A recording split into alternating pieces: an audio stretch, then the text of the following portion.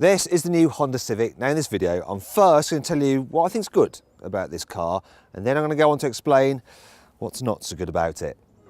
So let's start on a positive note, and how Honda has injected some youthful fun in a car bought mainly by the middle-aged. So this new Civic is lower, it's longer, it's wider, centre of gravity is lower, and it's also 52% stiffer than the old one. And as we all know, ladies, that a bit of added stiffness is always a good thing, isn't it? And it's definitely a good thing for the handling. So yeah, this is a normal, everyday Civic. I'm on a twisty road. It does drive very well. Although I don't think my cameraman's particularly enjoying it because I'm going a little bit quickly and he might be feeling a little bit sick. Whoa, whoa, whoa, that'll be the ESP helping me out there. Also helping keep me on the road was the new multi-link rear suspension. This improves the handling compared to the cheaper torsion beam system of the old car. Now with a torsion beam setup, the rear wheels are a bit like conjoined twins. They may want to behave differently, but the movement of one will affect the movement of the other. With a multi-link system, it's as though they've had the operation and now they're free to move individually. Independent rear suspension not only boosts handling, but also comfort. This Civic seems to be pretty good over bumps. I mean, haven't encountered many because I'm driving in Spain and the roads are as smooth as a baby's bottom. What I can tell you though is the odd bump that I've encountered, it's done a good job. The new Civic also does a good job of keeping out wind and road noise, and so is quieter than the old car. However, there are still some familiar Honda traits. Okay, let's start with the gear shift. Yes, short, snappy throws, proper Honda manual gearbox. It's a joy to use. Then there's the brake pedals and the clutch. They've got a good feel to them as well. Then there's steering. So this steering is sharper than in the old Civic. And I'm going to stop actually, there's no one behind me. I want to show you this. It's got a variable rate. So the more you turn the wheel, the more the wheels actually turn. So I've gone from lock, well, central to full lock in just one turn. Look, that's center. And that's all back the other way. So what that means is on a really twisty road, like I'm on now, you don't have to do too much wheel twirling to get around a corner. And if you're in town, that's going to be really handy when you're trying to park or go around things like mini roundabouts. The only thing with the steering, I mean, it's sharp, it's responsive, but it does lack a little bit of feel. But, you know, most buyers ain't going to care about that. What they will care about is the new tech you get with this latest Civic, such as an improved touchscreen. So this new infotainment system is much easier to use than the one in the old Civic. In fact, I had an old Civic and I never really fathomed the old infotainment system. But this one you can navigate pretty easily. Jumping between different menus and finding out where you are in the system is just simpler, and the responsive screen really helps out. If you don't want to use that, you can actually control things directly in your line of sight because most of the functions are available through the driver's display, which is fully digital. And you can still plug in your phone, and if you've got an Android phone or an Apple phone, you can use CarPlay or Android Auto. You can then use Google Maps instead of the inferior Garmin Navi, which comes as standard on all but the entry-level model. And on the whole, the new Civic feels thoroughly modern inside. There's some nice soft touch materials here on the dash and everything just feels solid.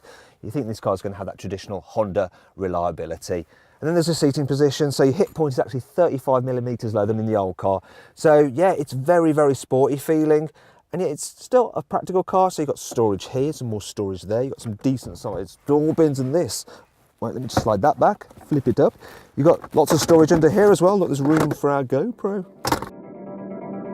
Honda has created some new turbo petrol engines for the Civic. There's a 1.5 litre with 182 horsepower or a 129 horsepower 1 litre, which I'm driving. So this little engine will be the best seller, and it's going to be perfect for people returning to petrol power who've been in diesel cars for a while, because for a small engine it's got quite a bit of low down punch. The other way it's like a diesel engine is it gives pretty good economy, so Honda claims 58 miles per gallon, which isn't bad at all. Now the downsides that you get with a diesel engine you also get with this a little bit. So it's a 3-cylinder unit. When you rev it, it's a little bit vibey and a little bit gruff. Also, I mean, I like a Honda engine to rev out. Now it does pull pretty strong all the way to its red line. It's just that the red line is not much beyond 5,500 RPM. Despite this, the 1 litre will do 0 to 60 in 10.8 seconds, which is similar performance you'll get from the forthcoming 1.6 litre diesel. However, in summer, a hot Type R version will arrive with around 340 horsepower for those who like to give their car some boot. Speaking of which, Honda has only gone and reinvented the parcel shelf. I mean, look at this. This is brilliant, and look, easy to remove, Plus, feeling a little bit fat, you can use this as a makeshift corset. I mean, look at that, much slimmer now. Look, beautiful. However, Honda hasn't slimmed the Civic's load capacity. It still has the biggest boot in its class. There's underfloor storage too, and heaps more room with the seats folded. It's just a shame about the ridge in the floor. But that's not the only niggly issue. So Honda says it has increased the space in the back of the Civic over the old car, and if you look at the amount of knee room I've got, I totally believe them. Look, this seat is my usual driving position. Look at that, loads of room. And so I want to sit back and relax to just celebrate. And then, ow, yes, I've just given myself a headache because this sloping roofline and this bar here across the back, it just eats into headspace. My head is resting against it. I've actually probably just given myself a little bit of a concussion there. People who are tall are really gonna have to slouch and make the use of that knee room because of the limited headspace, which is a bit of a disappointment, really. Another disappointment is, well, Honda used to tell us about how wonderful its flip-up magic seats were in the back of the car, and look, yeah, they've done away with it for this new car, so obviously magic seats aren't all that important after all. And that brings us on to the Civic's bad points, like the scratchy, squidgy seat materials, the dark feeling cabin, and hit and miss visibility. Now the view out of the windscreen is pretty good, and while Honda claims that this car has quite thin A-pillars, down here, yeah, it's quite wide, so you can lose things there. Now, side windows, they're nice and big, you get a good view out.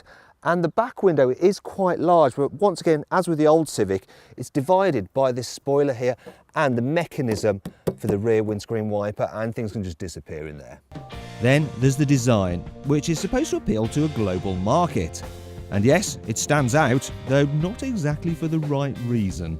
For me, this car is a little bit over-designed. It's a bit try-hard, there's too much going on, too many angles, too much plastic, unnecessary, nasty plastic like that there. This car was actually designed in Japan by a Japanese person, but it's been made to appeal to the American market. And let's be honest now, the Americans haven't had a good-looking car since the 1960s, and that brings me on to the front of this car. See, this black strip, it's kind of like it's wearing guy liner, and it's got too much on. It's looking a bit like a drag queen. Now, I know beauty is in the eye of the beholder. Let me know what you think of this car. Click up there to tell me if you think it's hot or not. The endless black plastic isn't so obtrusive on other colours, such as this blue car, which, incidentally, is equipped with an automatic gearbox. The old CVT gearboxes that Honda uses in things like the HR-V are all fart and no poo. And by that I mean that when you put your foot down, you get a load of noise, but no performance. Let's try it in this one. Foot down. Yes, we're moving. Bit of noise, but the revs are rising like a normal auto. Normally with a CVT, you just get the revs constant and then your speed increases. That's why you get the big rah sound. So this one is a bit better, but still, it doesn't feel quite as responsive or as nice to use as a dual clutch automatic you can get in this car's rivals. That's why I quickly ditched the dull as ditchwater auto and jumped back in the far more fun and cheaper manual, though it still starts from £18,335, which is more than the new Hyundai i30. The thing is though, you do get quite a lot of kit as standard right across the range. For instance, all cars get a whole suite of safety systems. So there's lane departure warning, and it'll steer you back on track when you start weaving about all over the place. You've also got emergency city braking, it can detect pedestrians. You know, that's not too special. Lots of cars get that right across their ranges. But this one adds stuff like active cruise control, and you don't get that on most cars in this class, not as standard. And when you compare the Civic with new rivals, it fares very well. It's big, it's clever, and it's good to drive. In fact, it's one of the best hatchbacks you can buy. And if you click on the top right-hand corner of the screen, you can compare deals on the new Civic at carwow.co.uk. Please click on our logo to subscribe and on the windows to watch my Hyundai i30 and VW Golf videos.